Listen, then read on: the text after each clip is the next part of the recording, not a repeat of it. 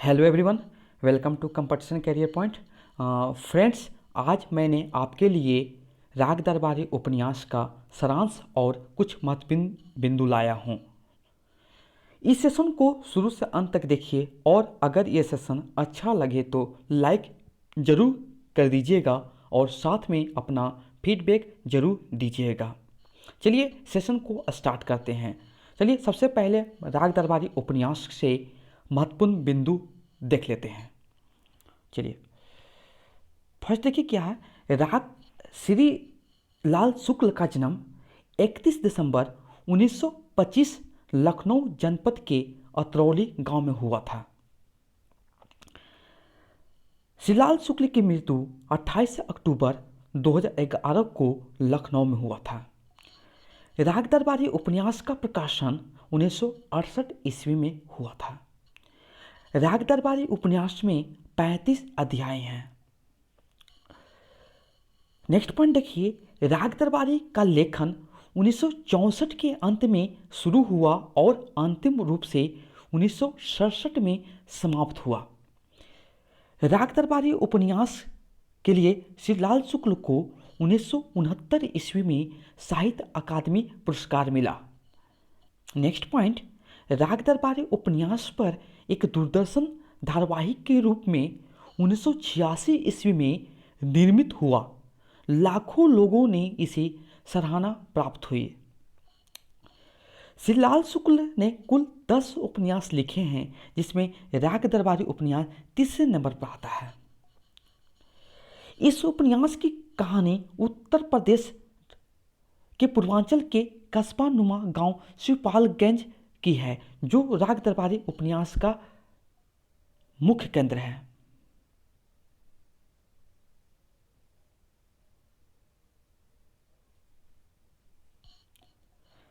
Next point देखिए, इस पूरे घटनाक्रम के बीच में शिवपालगंज जो हिंदुस्तान का कोई भी गांव हो सकता है। शिवपालगंज गांव में छंगामल इंटर कॉलेज, कोऑपरेटिव सोसाइटी, ग्राम सभा और पुलिस थाना है।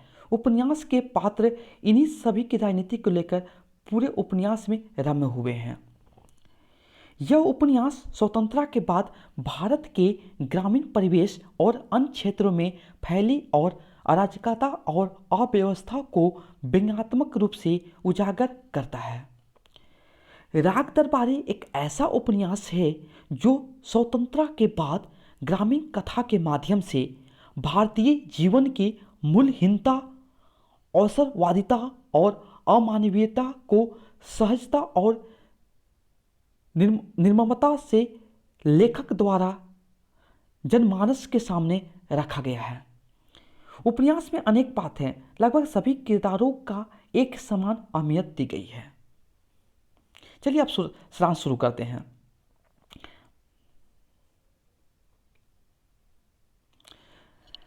उपन्यास के कथानक का आरंभ रंगनाथ का शिवपालगंज में आने से होता है, जो उत्तर प्रदेश राज्य में स्थित है। इस गांव में रंगनाथ के मामा जी रहते हैं। रंगनाथ शहर से 5-6 माह के लिए गांव शिवपालगंज स्वास्थ्य हेतु आता है। रंगनाथ इतिहास विषय में एमए करने के बाद पीएचडी शोध कार्य कर रहा है। रंगनाथ इस उपन्यास का दूसरा मुख्य पात्र है और बहुत ही ईमानदार व्यक्ति है। रंगनाथ का मामा जी का नाम बैद जी है। बैद जी राग दरबारी उपन्यास का मुख्य पात्र है। यह शिवपालगंज की राजनीति के पीछे का मास्टरमाइंड है। यह छंगामल इंटर कॉलेज के प्रबंधक या मैनेजर और कोऑपरेटिव यूनियन के मैनेजिंग डायरेक्टर हैं और साथ में वैद्य का भी काम करते हैं। गांव में आयुर्वेदिक दवा खाना भी चलाते हैं वैद्य जी। देखिए, वैद्य जी के 2 पुत्र हैं, बद्री पहलवान और रूपन बाबू। बद्री पहलवान वैद्य जी के बड़े पुत्र हैं और यह अपना पिता का दाहिना हाथ है। बद्री पहलवान कुश्ती करता है और सिखाता है और रूपन बाबू वैद्य जी के सब छोटे पुत्र हैं। कई सालों से 10वीं कक्षा में पढ़ाई कर रहे हैं और कॉलेज के बिगड़ैल छात्रों के नेता हैं। गांव के लोग और समुदाय के द्वारा उनकी शानदार गणित के कारण सम्मान करते हैं। ये दोनों बेटे रूपन बाबू और बद्री पहलवान बैद जी के सत्ता के सच्चे अधिक उत्तराधिकारी हैं।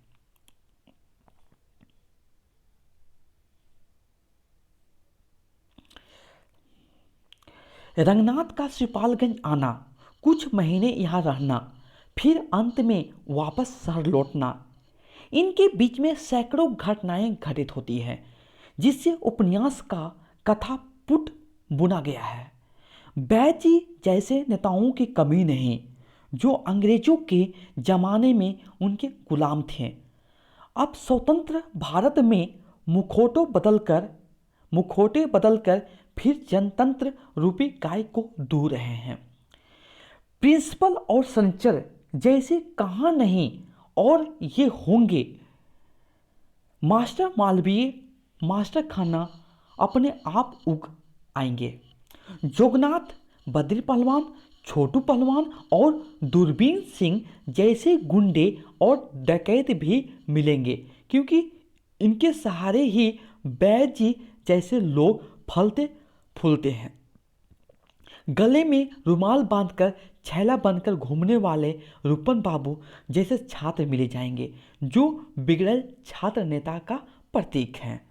आपको देखिए, पूरा मैं अपनी भाषा में लेकर लाया हूँ रंग दरबारी उपन्यास का सारांश, जो कि आपको अगर थोड़ी सुनिएगा और उसके बाद अपने से थोड़ी पढ़िएगा, आपको इस उपन्यास का सारांश बहुत बिल्कुल अच्छे ढंग से समझ में आ जाएगा। चलिए आगे बढ़ते हैं हम लोग। राग दरबारी में निम्नलिखित घटनाओं का उल्लेख श्रीलाल शुक्ल के द्वारा किया गया है, जैसे रंगनाथ का श्रीपालगंज जाना, कॉलेज के मैनेजर का चुनावी हथकंडों का प्रयोग, तमंचे के जोर का चुनाव का जीत जाना, सनिचर का ग्राम सभा के सरपंच में चुना जाना, धमकी तथा शक्ति प्रदर्शन द्वारा मास्टर खन्ना मालवीय का त्यागपत्र धरवा लेना, बैद जी द्वारा ईमानदार पुलिस का तबादला करवा देना, बैद जी का गबन से जुड़ी घटनाएं, शिक्षा विभाग के अधिकारी द्वारा कॉलेज का मुआयना कराना, कॉलेज के पास उसर का कृषि विभाग के लिए प्रयोग में आना जाना, दूरबीन सिंह जैसे डकैतों की दोनों कहानियाँ, उनकी उत्कर्ष और पतन की, बद्री पहलवान की गुंडागर्दी दादागिरी की कहानियाँ, बेला को देखने के लिए बिरदारी रिश्तेदारों का आना, रामाधीन भीकम खेड़वी द्वारा जुआ और गंजा का प्रचार, राधेलाल झूठी गवाही देने के संबंधित जुड़ी कहानियाँ, लंगड़ सरकारी तंत्र के भ्रष्ट व्यवस्था के सामने नहीं झुकते हैं। श्रीपालगंज में परंपरा और इंसानियत जैसे शब्दों का प्रचलन और उनसे जुड़ी कहानियाँ राग दरबारी में देखने को मिलेगा। देखते हैं कि जब रंगनाथ श्रीपालगंज आता है शहर से, ठीक है, और उसके वापस शहर लौटना, उनके पीछे बहुत सारी घटनाएं घटित होती है। उन्हीं घटनाओं को लेकर विभिन्न जगह पर घटनाएं घटित होती हैं। उसी से बारे में सब आपको देखने को मिलेगा राग दरबारी उपन्यास में। इसमें टोटल 35 अध्याय हैं। मैं 35 का 35 अध्याय का आप पर इस पर मैं अपना व्याख्या करूँगा। पूरा एक मैंने कि एक भागवन में मैं 1 से 4 अध्याय करूँगा। इस टाइप से अध्याय मैं बांट दूंगा, ठीक है, जैसे आपको समझने में ईजी हो कि किस अध्याय में कौन सा घटना घटित हुआ है। आपको यहाँ से राग दरबारी को समझने में बहुत आसान हो जाएगा।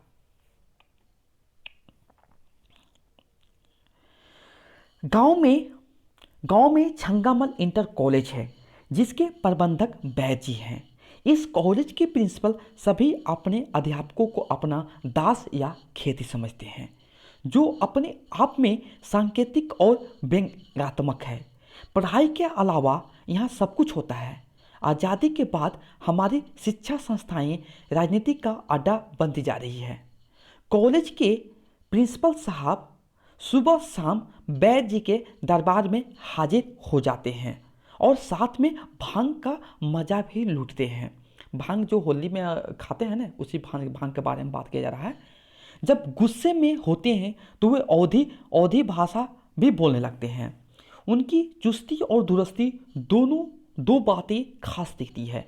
एन केन प्राक्रेन में कॉलेज में अपने स्थान को सुरक्षित रखना और इसलिए अच्छे लोगों को कॉलेज में आने ही ना देना और विभिन्न स्कीमों को बनाकर सरकार से संस्थाएं के लिए ज़्यादा पैसा बटोरना ये प्रिंसिपल साहब का काम था। प्रिंसिपल साहब को महारत हासिल थी, हर हाल में अपने पद को बचा लेते थे।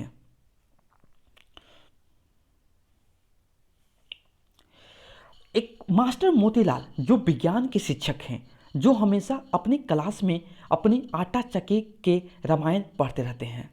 क्लास में आपत घनत्व का सिद्धांत भी वे आटा चक्की के माध्यम से ही समझाते हैं और विद्यालय में रहते हुए भी बिजली आ जाती है तो वे कक्षा छोड़कर आटा चक्की की ओर निकल पड़ते हैं। यह पूरा का पूरा व्यंग ही दिखाया गया है जागतारी उपन्यास में इनके माध्यम से। उन्हें प्रिंसिपल भी कुछ नहीं कर सकते क्योंकि बैद जी के खास आदमी हैं। मोतीलाल गाय दिन उपाध्यक्ष होते हुए भी आंख मूंदे रहता है और कुछ नहीं कर पाता है। ऐसी बातों का विरोध कभी कभी मास्टर खन्ना करते हैं। वे इतिहास के शिक्षक हैं और एक ईमानदार व्यक्ति हैं जो कि प्रिंसिपल साहब के काले कारनामों पर पर्दा उठाना चाहते हैं। मिस्टर खन्ना छंगामल इंटर कॉलेज के वाइस प्रिंसिपल बनना चाहते हैं। गांव में राजनीति में गांव का एक और गुट है जिसका नायक है रामादीन भीकम खेड़वी। इसके अलावा शनिचर, लंगर, गायादीन, बैद्यनाथ आदि चरित्र इस उपन्यास को सघनता प्रदान करते हैं।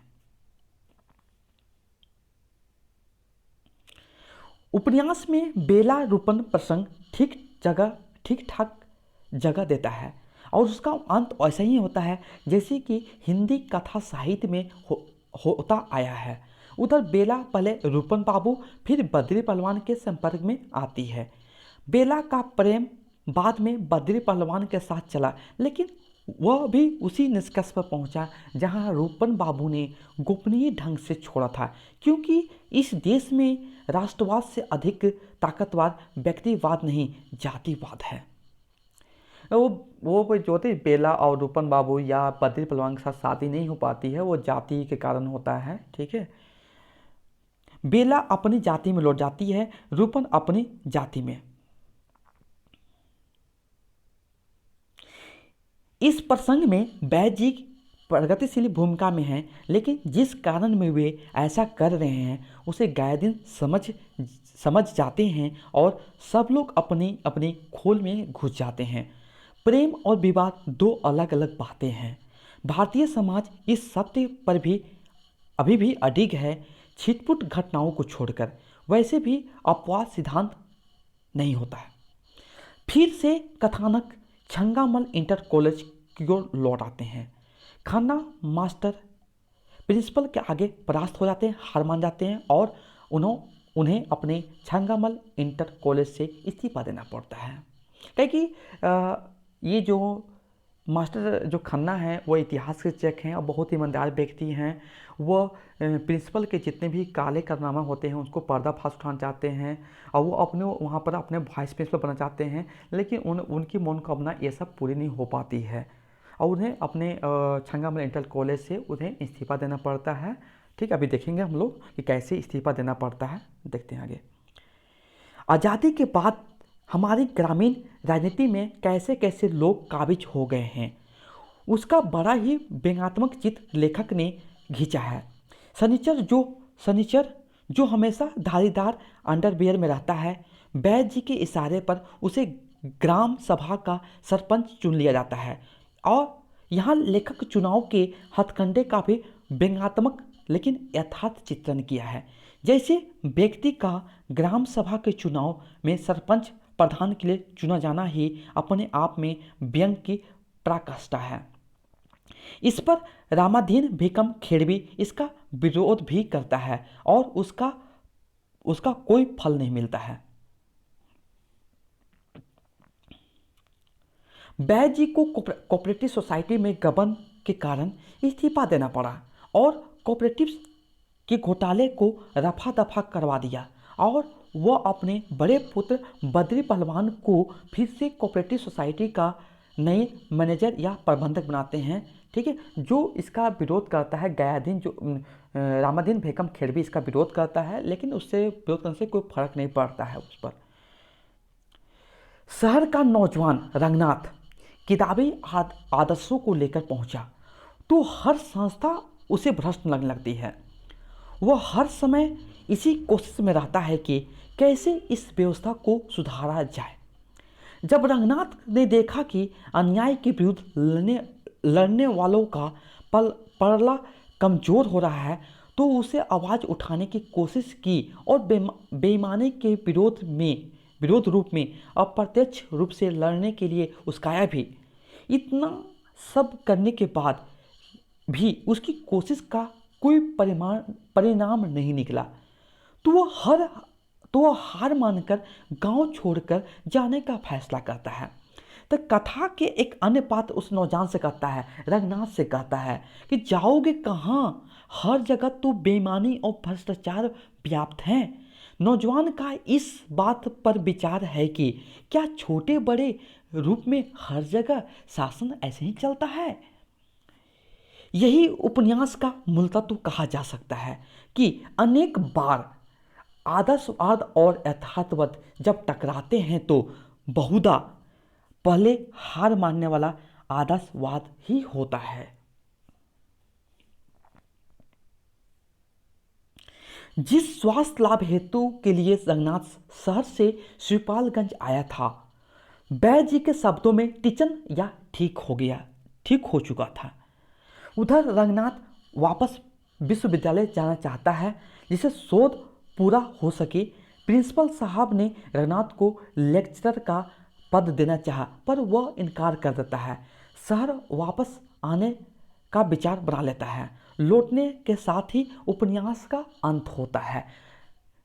और देखते हैं लास्ट में राग दरबारी उपन्यास का उद्देश्य देखते हैं, क्या उद्देश्य बताया गया है इसमें। उपन्यासकार जो श्रीलाल शुक्ल जो हैं इसके माध्यम से बताते हैं, उपन्यासकार का उद्देश्य स्वतंत्रता के बाद भारत के प्रत्येक क्षेत्र में व्याप्त भ्रष्टाचार और विकृतियों को उभार कर दिखाना है। श्रीलाल शुक्ल जी ने बैद जी के व्यक्तित्व में व्याप्त उनकी मानसिकता तथा उनके कारनामों को बड़ी गहराई, सूक्ष्मता एवं विस्तार से उठाया है। बैद जी जैसे भ्रष्टाचारी एवं ढोंगी व्यक्ति हर युग में होते रहे हैं। लेखक के शब्दों में बैद जी थे और रहेंगे, अर्थात बैद जी एक कला, एक काल के लिए नहीं, एक परंपरा व एक रवैया, एक व्यवहार के प्रतीक हैं। श्रीलाल शुक्ल जी ने बैद जी के माध्यम से स्वार्थी, तिक्रमी, सत्तालुप एवं दिखावे के संत जैसे लोगों का सजीव चित्रण प्रस्तुत किया है जो बगुला भगत हैं।